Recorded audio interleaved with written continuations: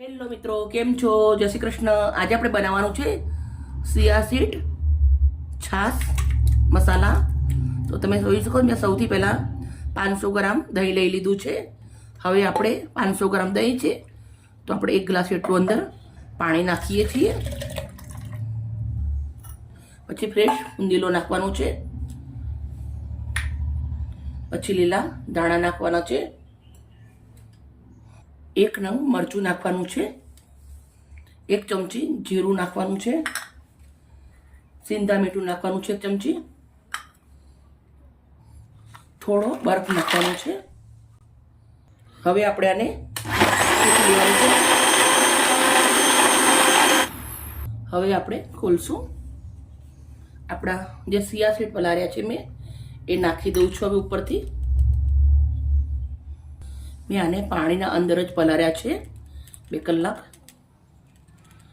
સિયા seed નાખ્યા પછી આપણે એકવાર પાછું ફેરવી લેવાનું છે.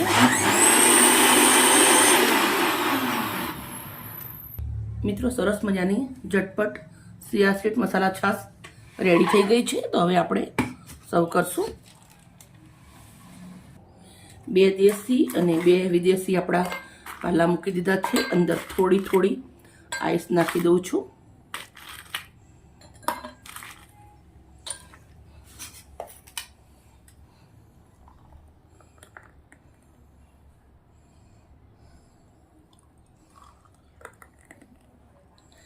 પેટને ઠંડક આપશે અને ઉનાળા માટે એકદમ સ્પેશિયલ છે. મિત્રો, એકદમ હેલ્ધી છે, ટેસ્ટી છે. અને મારી વિડીયો સારી લાગે તો પ્લીઝ તમારે એક લાઈક કરવાની છે. હવે આપણે ફુંદીલો લઉં છું. બેમાં આપણે લીલા ધાણા. ચાલો મિત્રો, પીવા માટે સરસ મજાની આપણી સિયા સીડ મસાલા છાશ રેડી થઈ ગઈ છે. મિત્રો, મારી વિડીયો સારી લાગે તો પ્લીઝ એક લાઈક કરજો. અને આ ગરમીના મોસમના અંદર તમે એકવાર જરૂરથી બનાવી પીજો, બહુ જ સરસ લાગશે. Okay, bye. કાલે આવી નવી રેસીપી સાથે.